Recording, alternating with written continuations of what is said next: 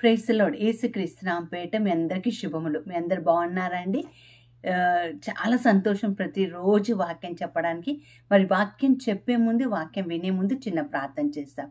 పరిశుద్ధుడైన దేవా, ప్రియ పరలోకపు తండ్రి, మీ బంగారు పాదములకు స్తోత్రములైనా. గడిచిన కాలమంతా నీ కృపలో భద్రపరచుకొని ఈ దినం నీ వాక్యం వినడానికి నీవు మాకిచ్చిన ఈ అవకాశాన్ని బట్టి నీకు వందనాలు, నీకు స్తోత్రం. గడిచిన కాలమంతా నీ కృపలో భద్రపరచుకున్న దేవా, మరి ఈ రోజు తండ్రి నైనా నీవు మా హృదయంలో పెట్టబోతున్న ఈ మాటను ప్రభా మేము జాగ్రత్తగా విని దాని ప్రకారం జీవించే కృపను దయచేయమని యేసు నామమున ప్రార్థించి వేడుకొంచున్నాము తండ్రి. Amen, amen, amen. ప్రియులారా, ఈరోజు శ్రద్ధగా దేవుడు ఒక వాక్యం విందాం.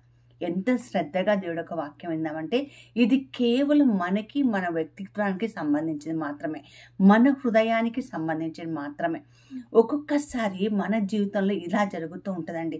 మన హృదయంలో ఎవరో ఏదో తొలిచినట్టుగా, ఎవరో ఒకళ్ళు గలిబిలి చేసినట్టుగా, ఈ మాట నేను అనకుండా ఉండాల్సింది, ఈ వ్యక్తి దగ్గర నేను ఈ చేయి చాచకుండా ఉండాల్సింది, అటు వెళ్లకుండా ఉండాల్సింది, ఈ వ్యక్తిని నేను పెళ్లి చేసుకోకుండా ఉండాల్సింది, ఈ వ్యక్తిని తోటి నేను డీలింగ్ పెట్టుకోకుండా ఉండాల్సింది, ఈ వ్యాపారం నేను చేయకుండా ఉండాల్సింది, ఈ యొక్క చదువు నేను చదవకుండా ఉండాల్సింది, అసలు ఎందుకు నా నోటి నుంచి ఈ మాట వచ్చింది, ఈ ప్రవర్తన వచ్చింది అని ఒకటే మన హృదయంలో మనమే ఖండించుకుంటూ ఉంటామంట. మనం దూషించుకుంటూ ఉంటాం. మన హృదయం ఏమైనా మనకు వ్యతిరేకంగా పనిచేస్తూ ఉంటుంది. దానివల్ల మనకి అన్నం తిన బుద్ధి కాదు, నిద్రపో బుద్ధి కాదు, మనలోనే మనం కృంగిపోతూ ఉంటాం. మీకు ఎదురైందా ఇలాంటి పరిస్థితి? ఇలాంటి పరిస్థితి ఎదురుకాని మనుషులే ఉండరండి. అసలు నేను ఇలా చేయకుండా ఉండాల్సిందని తలగొక్కుంటూ కూడా ఉంటారు చాలా సందర్భాల్లో. మరి ఈరోజు అలా బాధపడుతున్న ప్రతి ఒక్కరితోటి పరిశుద్ధాత్మ దేవుడు మాట్లాడాలని ప్రయత్నం చేస్తూ ఉంటున్నారు. మరి వినడానికి సిద్ధంగా ఉన్నావా? కావచ్చు నీ హృదయమే నీ మీద నేరం మోపుతుందేమో, నీ హృదయమే నీ మీద నేరారోపణ చేస్తుందేమో. ఈరోజు ఆ హృదయముతో మనం మాట్లాడదాం. ఎందుకంటే 3 ముఖ్యమైన విషయాలు మీతో మాట్లాడడానికి వచ్చానండి. నీ హృదయము కంటే గొప్పవాడు నీ దేవుడు, నీకంటే గొప్పవాడు నీ దేవుడు. అంతేకాదు, నీ హృదయం నిన్ను నిందిస్తుందేమో, నీ జీవితం నిన్ను నిందిస్తుందేమో, నీ మనసు నిన్ను నిందిస్తుందేమో, కానీ నీ దేవుడు నిన్ను నిందించాడు. ఇది సత్యం. జాగ్రత్తగా గమనించండి. ఎవరో నిందించారనే కాదు, నీలో నీవే నేరారోపణ చేసుకుంటున్నావేమో, నీలో నీవే తప్పు చేశానన్న భావనలో కృంగిపోతున్నావేమో. ఒక్కొక్కసారి ఆ భావన రాగానే కడుపులో నుంచి ఏదో ఒకలాంటి భయము ఏదో ఒకటి వస్తూ ఉంటుందండి, వణుకొస్తూ ఉంటుందండి. ఈరోజు గమనించుకొని దాన్ని సరిచేద్దాం. ఎందుకంటే మన దేవుడు అన్నీ ఎరిగి ఉన్న దేవుడు, సమస్తమును బాగు చేసే దేవుడు. మనం చూద్దాం. మొదటి యోహాను గ్రంథం 3వ అధ్యాయం 20వ వచనం 21వ వచనంలో, నీ హృదయము నిన్ను నీ మీద నేరారోపణ చేయకపోతే నువ్వు దేవుడి ఎదుట ధైర్యంగా నిలబడగలవు. ఎవరండి? నా హృదయమే నా మీద నేరారోపణ చేస్తే. స్వతహాగా ఒకవేళ ఇలాంటి హృదయం ఉన్నట్లయితే, నిందించుకునే హృదయం, నేరం మోపుకునే హృదయం, ఎవరో ఏదో అన్నారనేది పక్క పడేస్తే మనమే కృంగిపోయే హృదయం కానీ, మనసు కానీ, జీవితం ఉన్నట్లయితే తొందరగా 10 మందిలో కలవరండి. అలాంటి వారు అలాగే మంచిగా ప్రశాంతంగా బ్రతకలేరు. ఏదో కోల్పోయినట్టుగా ఉంటారు. వీలైతే చనిపోవాలని ఉంటూ ఉంటారు. యూదా ఇస్కరియోతు ఇలాగే హృదయం ఖండించిందేమో, నువ్వు తప్పు చేసావు, నువ్వు దేవుడి దైవ కుమారుడిని, పాపరహితుడిని నువ్వు పట్టించేశావు, లోక రక్షకుని పట్టించే హృదయము నేరారోపణ చేసేసరికి ఆ హృదయం మాటనే విన్నాడు, కానీ తన హృదయాన్ని కూడా గెలిచిన దేవుడు మాట వినలేకపోయాడు. ఇప్పుడు అర్థమైందా అండి? ఒక్కొక్కసారి సాతానుడు, నిజంగా నేను ఈరోజు ఒక సేవకురాలుగా చెప్తున్నానండి, మన మీద నిందారోపణ చేసి మన హృదయంలో అలాంటి ఆలోచన పెట్టేది ఖచ్చితంగా దేవుడు కాదు, ఖచ్చితంగా సాతాన్ని మనం కూలేయడానికి, కుప్పబోసి మనల్ని పక్కకు పడేయడానికి, మనం త్రోసివేయడానికి, పాతాళలోకి పంపించడానికి ఇలాంటి ఆలోచనలు చేస్తూ ఉంటాడు. అందుకనే నీలో ఉన్న దేవుడు బయట ఉన్న శక్తుల కంటే గొప్పవాడని నువ్వు తెలుసుకోవాలి. మొదటిగా మనం గమనిస్తుంటే మన హృదయంలో దేవుడు యొక్క ప్రేమ ఉందండి. చూడండి, ఒక తండ్రి కుమారుడు ఉంటారండి. కుమారుడు తప్పు చేశాడు, లేకపోతే తల్లి కొడుకు ఉన్నారు. కొడుకు తప్పు చేశాడు, తల్లి చాలా కోపం వచ్చేస్తుంది. కోపం వచ్చేసి ఎన్ని మాటలు అంటదంటే, నీ ఇలాగైనా నేను పెంచాను, నువ్వు నిజంగా నాకు కడుపున పుట్టావారా, మన వంశంలో లేదంతా ఇలాంటి అలవాట్లు నీకు వచ్చాయేంట్రా, అసలు నువ్వు పుట్టకపోయినా బాగుండేదిరా, ఎన్నెన్నో తిట్టేస్తుంది కదండి. ఎన్నెన్నో మాటలు అనేసి వీలైతే వేసి ఒకటి కొడుతుంది కూడా. చాలా కోపంగా ఉంటుందండి, చాలా కోపంగా ఉంటుంది. ఆ తర్వాత కొద్దిసేపు అయిన తర్వాత డిన్నర్ టైం అయ్యేసరికి కిచెన్లోకి వెళ్ళి ఫ్రిడ్జ్ ఓపెన్ చేసి చికెన్ ఉందనుకోండి, అది మంచిగా వండి ఆ వండుతున్నప్పుడే కొడుకు గురించి ఆలోచిస్తుంది. అయ్యో ఇన్ని మాటలు నేను అనేసానేంటి, వాడు నా కొడుకే కదా, సరే తప్పు చేశాడులే, కానీ అన్ని మాటలు నేను అనేసానేంటి అని చెప్పి మంచిగా కూర వండి తీసుకెళ్ళి అన్నం ముద్ద పెడుతుందండి. ఈరోజు దేవుడు ప్రేమ కూడా అదే. నీ మీద నేరం మోపడ దేవుడు, నీలో ప్రేమను ఉంచుతాడు. God's love is flowing in your heart. ఎప్పుడైతే దేవుడు ప్రేమ నా హృదయంలో ఉంది, నీ హృదయం నిన్ను ఆర్గ్యూ చేయొచ్చు, నీతో గొడవ పడవచ్చు, నేను క్రిటిసైజ్ చేయొచ్చు, నీ గురించి చెడుగా నీతోనే మాట్లాడుతుండవచ్చు, వాటన్నిటి పైన దేవుడు ప్రేమని హృదయంలో కుమ్మరించాడని సత్యాన్ని మనం తెలుసుకోవాలి. రెండోదిగా చూస్తే మన దేవుడు ఎప్పుడు కూడా మన మీద నేరారోపణ చేయడు. అవర్ గాడ్ డజంట్ కండెమ్ అస్. మనం చూస్తాము, వ్యభిచారంలో పట్టుబడిన స్త్రీ అండి, ఆమె రాళ్లతో కొట్టడానికి సిద్ధంగా ఉన్న జనాలందరూ. ఆ సన్నివేశం అంతా ఒక్కసారి మనం స్కెచ్ చేసుకుంటే, అందరి మధ్యలో ఆమె నిలబెట్టేశారు. నగ్నంగా ఉందో అర్ధనగ్నంగా ఉందో, ఎందుకంటే పాపం చేస్తూ పట్టుబడిన స్త్రీ అని రాయబడి ఉంది. మరి పాపం చేస్తుంది కాబట్టి అందరు రాళ్లతో కొట్టడానికి సిద్ధంగా ఉన్నారు.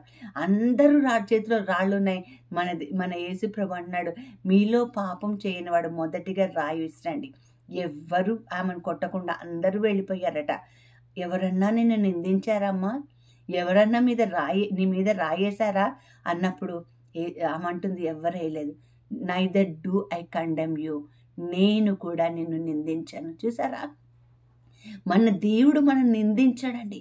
మన తప్పు తెలుసుకొని మన దేవుడి సన్నిధిలోకి వస్తే, మన హృదయంలో మనం నిందించినా కూడా దేవుడు దాన్ని కూడా తీసేస్తాడండి. ఆమె చెప్తున్నాడు, అమ్మ నేను కూడా నిన్ను ఏమనను, నేను కూడా నిన్ను కొట్టాను, నేను కూడా నిందించాను, ఎల్లు పాపం చెయ్యకు. ఆమె జీవితాన్నే మార్చేశాడు. ఈరోజు నీ జీవితం పూర్తిగా మారి యేసు క్రీస్తులా కావాలంటే నీ హృదయంలో ఎక్కడో తొలుస్తున్న ఆ యొక్క నిందారోపణ యాటిట్యూడ్ని ఈరోజు తీసేసుకోవాలని ప్రభు సన్నిధిలో నేను ఈరోజు కోరుతున్నాను. దేవుడు మనల్ని చూస్తున్నాడు.